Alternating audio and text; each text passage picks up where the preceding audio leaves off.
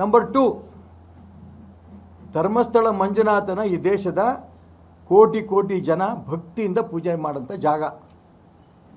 ದೇವಸ್ಥಾನವೂ ಅಂಥದ್ದೇ, ಪವಿತ್ರವಾದ ಪುಣ್ಯಕ್ಷೇತ್ರನೂ ಅದು. ನಾನು ರಾಜ್ಯದ BJP ಅಧ್ಯಕ್ಷ ವಿಜೇಂದ್ರಿಗೆ ಪ್ರಾರ್ಥನೆ ಮಾಡ್ತೇನೆ, ಧರ್ಮಸ್ಥಳದ ಧರ್ಮಸ್ಥಳದ ಮಂಜುನಾಥನ ಭಕ್ತಿನ ಊರಿಗೆ ಹಚ್ಚಬೇಡಿ. ಈಗಾಗಲೇ ಘೋಷಣೆ ಮಾಡಿದ್ದೀರಿ, ದಯವಿಟ್ಟು ತಕ್ಷಣ ವಾಪಸ್ ತಗೊಳ್ಳಿ.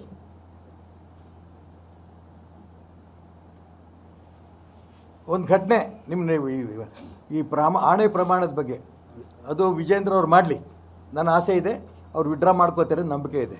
ಈ ದೇವ್ರ ಮೇಲೆ ನಂಬಿಕೆ ನಡೆಯೋದು. ಶಿವಮೊಗ್ಗದಲ್ಲಿ ಒಂದು ಕಾರ್ಪೊರೇಷನ್ ಚುನಾವಣೆಯಲ್ಲಿ ಆಯಿತು. ಒಂದು ವಾರ್ಡ್ನಲ್ಲಿ ಒಬ್ಬ ಅಭ್ಯರ್ಥಿ ಒಂದು ಕಡೆಯಿಂದ ಎಲೆ ಜೊತೆಗೆ 5-5 ರೂಪಾಯಿ ನೋಟ್ ಇಟ್ಟು ಅಲ್ಲಿ ಸಿಗಂದೂರು ಚೌಡೇಶ್ವರಿಯ ಫೋಟೋ ಇಟ್ಕೊಂತ ದುಡ್ಡು ಕೊಟ್ಕೊಂಡು ಹೊರಟ. ಮಾರನೇ ದಿನ ಇನ್ನೊಬ್ಬ ಅಭ್ಯರ್ಥಿ ಬಂದ, ಅದೇ ಎಲೆ 10 ರೂಪಾಯಿ ನೋಟು ಮಾರಮ್ಮನ ಫೋಟೋ ಇಟ್ಟು ಉಂಟ.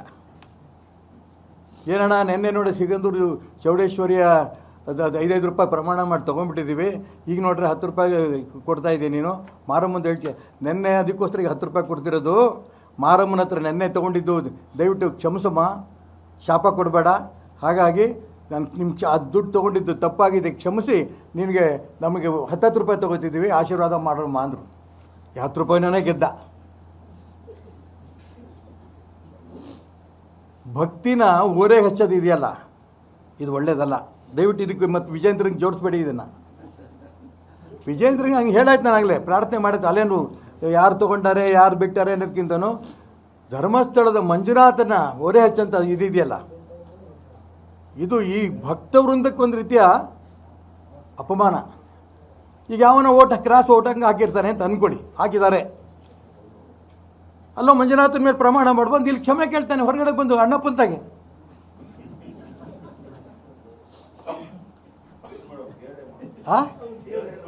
ಅದಕ್ಕೆ ದೇವ್ರಿಗೆ ಏನು ಮಾಡಬೇಕು ಅಂತ ನಾನು ಹೇಳ್ತೆ, ಅದನ್ನೇ ದೇವ್ರನ್ನ ಹೊರೆ ಹಚ್ಚಬೇಡಿ. ಇದು ಒಳ್ಳೆಯದಲ್ಲ.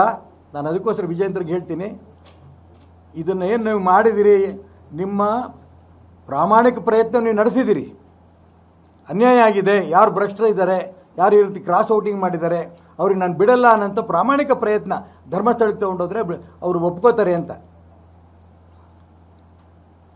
ಇದು ಒಳ್ಳೆಯದಲ್ಲ. ದಯವಿಟ್ಟು ಆ ಪದ್ಧತಿನೇ ವಾಪಸ್ ತಗೊಳ್ಳಿ.